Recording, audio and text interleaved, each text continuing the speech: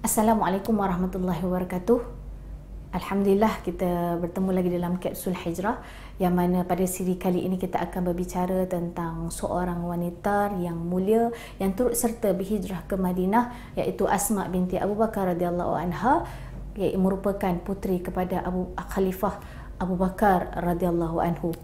Dalam peristiwa hijrah Nabi SAW ini, Asma memainkan peranan menyediakan makanan dan minuman kepada Rasulullah SAW dan ayahnya ketika baginda dan ayahnya berada di Gua Thur, bersembunyi daripada dijejaki oleh kafir Quraisy, sehingga kan pengorbanan Asma ini diberikan julukan yang mulia, iaitu Zatul Nitaqain, yang bermaksud wanita yang memiliki dua tali pengikat di pinggangnya. Gelaran ini diberikan kerana keberanian Asma mendaki Gua Thur tanpa sebarang peralatan. Dengan berbekalkan kebijaksanaannya, Asma hanya mengoyakkan tali pinggang yang dimiliki kepada dua.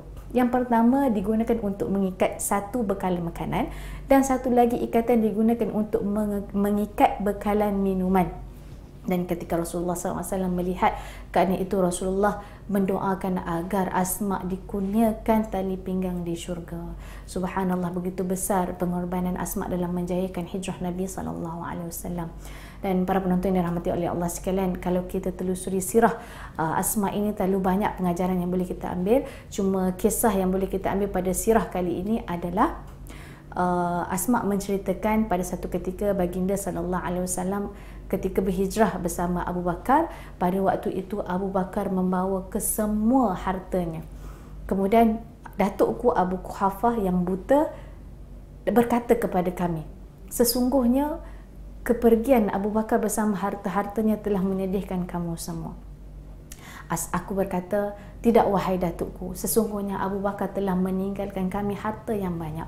Kemudian aku mengambil batu-batu dan aku letakkan di lubang tempat Abu Bakar selalu menyimpan wangnya. Kemudian aku tutupi dengan kain. Lalu aku mengambil tangan datukku, kemudian aku meminta ia memegang di atas harta tersebut. Lalu Abu Quhafah berkata, sesungguhnya Abu Bakar telah meninggalkan kamu semua dengan kebaikan yang banyak, maka tidak mengapa. Dan ketika Asma bercerita tentang kisah ini, Asma berkata, demi Allah, sesungguhnya Abu Bakar tidak meninggal satu harta pun, tetapi aku lakukan demikian kerana ingin menenangkan datukku dengan batu-batu tersebut. Jadi para penonton yang dirahmati oleh Allah sekalian, kalau kita telusuri sirah ini, apakah pengajaran yang boleh kita ambil? Sekiranya kita diuji dengan kesusahan, hendaklah kita bersabar, dan sekiranya kita diberikan nikmat ataupun kurniaan yang banyak, sama-samalah kita menginfakkan ke jalan yang diridai oleh Allah Subhanahu Wa Taala.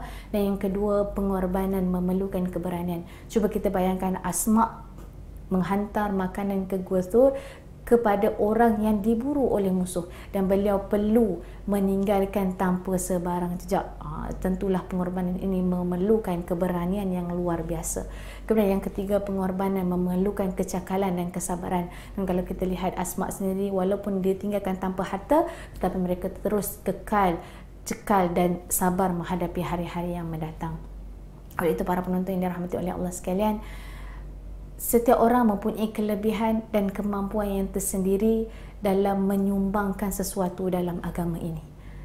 Asma bukanlah seorang khalifah, tetapi dia menggunakan kudrat, tenaga, kelebihan yang dia miliki untuk menyumbangkan sesuatu dalam menjayakan hijrah Nabi SAW sehingga Islam tertegak pada hari ini. Oleh itu, mudah-mudahan kisah yang diceritakan ini dapat memberikan inspirasi kepada kita untuk sama-sama berusaha dengan menggunakan keupayaan, kemampuan, kelebihan dan kekuatan yang kita miliki untuk meneruskan legasi Nabi SAW. Sekian saja. Assalamualaikum warahmatullahi wabarakatuh.